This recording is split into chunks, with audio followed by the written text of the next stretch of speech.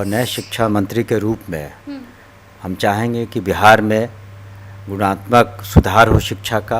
कुछ यूनिवर्सिटीज़ ऐसे हैं जहां और अधिक सुधार की आवश्यकता है और सेशन टाइम पर चले, ये हमारा। मतलब आप ये कह रहे हैं कि के पाठक जी ने अच्छा काम किया? उन्होंने निश्चित रूप से अच्छा काम किया और पूरी टीम ने काम किया।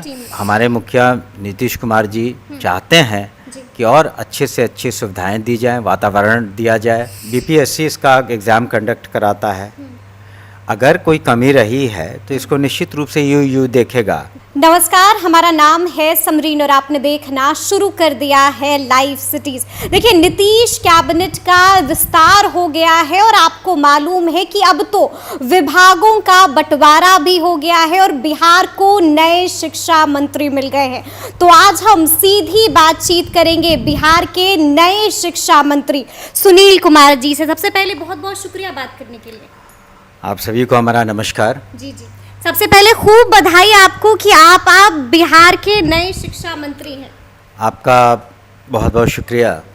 और हम माननीय मुख्यमंत्री श्री नीतीश कुमार जी को धन्यवाद देना चाहेंगे, अपना आभार प्रकट करना चाहेंगे कि उन्होंने हम पर भरोसा किया और नए शिक्षा मंत्री के रूप में हम चाहेंगे कि बिहार में गुणात्मक सुधार हो शिक्षा का और जो छात्र छात्राएं हैं, चाहे स्कूली स्तर पर चाहे कॉलेज के स्तर पर, उनकी पढ़ाई अच्छी से हो। क्योंकि हम सभी जानते हैं कि हमारे बच्चे भविष्य हैं और ये जो शताब्दी है ये सेंचुरी ऑफ नॉलेज है। तो इस वजह से ज़रूरी है कि अच्छी पढ़ाई हो, व्यवस्था भी अच्छी हो शिक्षा के लिए।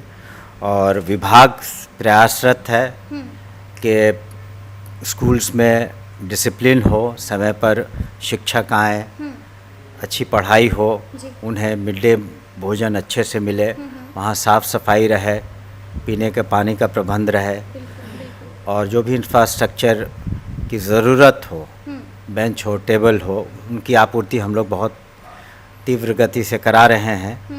और आप देख रही होंगी कि लोगों में भी बहुत उत्साह है।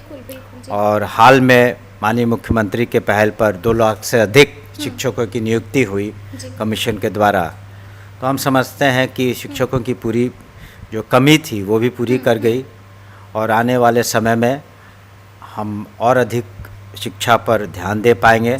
शिक्षा का बजट काफ़ी बड़ा है, आकार बहुत बड़ा है और हमने ज्वाइन करने के बाद विभागीय समीक्षा भी की और जो आवश्यक कार्रवाई है, और हम लोगों से भी मिल रहे हैं, शिक्षकों से भी मिल रहे हैं, ताकि हमें शिक्षा में आगे बढ़ना है। शिक्षित बिहार ही विकसित बिहार होगा। बिल्कुल। इस वजह से हम लोग पूरी ईमानदारी और तन्मयता के साथ अपने कर्तव्यों का निश्चित रूप से निर्वहन करेंगे।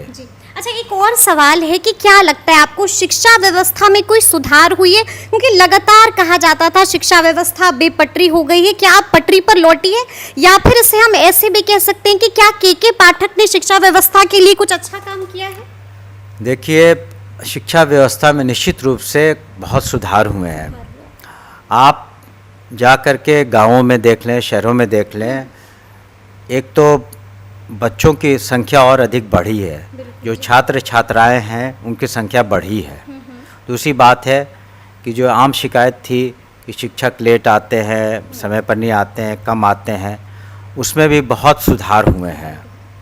और तीसरी बात है कि जो शिक्षकों की कमी थी, राज्य सरकार ने माननीय मुख्यमंत्री जी के नेतृत्व में 2 लाख से अधिक शिक्षक बहाल किए हैं और निश्चित रूप से बहुत सारी चीज़ों में ACS पाठक साहब, जो के पाठक साहब, उन्होंने भी मेहनत की है। और देखिए, अंतोगत्वा जो सुधार होते हैं, एक टीम वर्क होता है, टीम का लीडर होता है। तो हमारे मुखिया नीतीश कुमार जी चाहते हैं कि और अच्छे से अच्छी सुविधाएं दी जाएं, वातावरण दिया जाए और तैयार किया जाए। और इसलिए जो भी प्रोत्साहन राशि भी इसलिए मैट्रिक के बाद, ग्रेजुएशन के बाद दी जा रही है। जो UPSC BPSC में जो क्वालिफाई कर रहे हैं प्रिलिमिनरीज में, उन्हें भी प्रोत्साहन राशि दी जा रही है। और जो हमारा बेस है स्कूली शिक्षा, उसको हम लोग सुधारना चाहते हैं। और साथ ही साथ कॉलेज की जो शिक्षा व्यवस्था है उसमें भी सुधार आया है कि, लेकिन कुछ यूनिवर्सिटीज़ ऐसे हैं जहां और अधिक सुधार की आवश्यकता है और सेशन टाइम पर चले, ये हमारा मानना है जी। कि ये बहुत ज़रूरी है छात्रों छात्राओं के लिए कि सेशन टाइम पर है।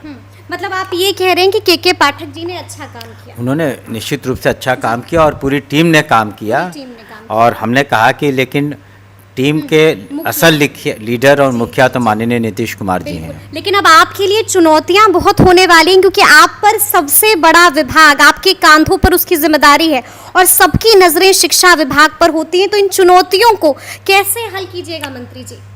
देखिए, हमने समीक्षा बैठक की और हमारा उद्देश्य है कि शिक्षा में ससमय एग्ज़ाम्स हों, शिक्षा की क्वालिटी, जो गुणात्मक सुधार है जी। वो लाया जाए, और जो इंफ्रास्ट्रक्चर है, संसाधन है स्कूलों में या कॉलेजों में, जी। उसमें बढ़ोतरी हो। और बिहार के छात्र मेधावी हैं, मेहनती हैं, और एक ऐसा वातावरण जो माननीय मुख्यमंत्री नीतीश कुमार जी ने दिया है अब तक लिए, उसको और बेहतर किया जा सके। इसलिए आप देखेंगे शिक्षा विभाग का बजट भी सबसे ज़्यादा है, और इस वजह से हम लोग कोई कमी नहीं रहने देंगे और ईमानदारी, निष्ठा और के साथ मेहनत करेंगे, और जो भी चीज़ें हमारे संज्ञान में आएंगी, जी जी जी पब्लिक का सुझाव हो जी। या अभिभावकों का सुझाव हो या मीडिया का सुझाव हो जी। या शिक्षकों का सुझाव हो, उसको हम निश्चित रूप से उस पर गौर करेंगे, और जो बातें ग्रहण करने लायक होंगी उस पर हम ज़रूर गौर करेंगे। जरूर गौर कीजिएगा। देखिए, हम बात कर रहे हैं शिक्षा मंत्री से भी और हम बात कर रहे हैं पूर्व आईपीएस अफसर से भी। हम आपसे जानना चाहते हैं कि अभी जो सबसे ज्वलंत मुद्दा है मंत्री जी, वो ये है कि बीपीएससी टीआरई 3.0 का पेपर लीक हो गया है। सीधा सवाल आपसे यही होगा मेरा कि इसको लेकर शिक्षा विभाग क्या कर रहा है?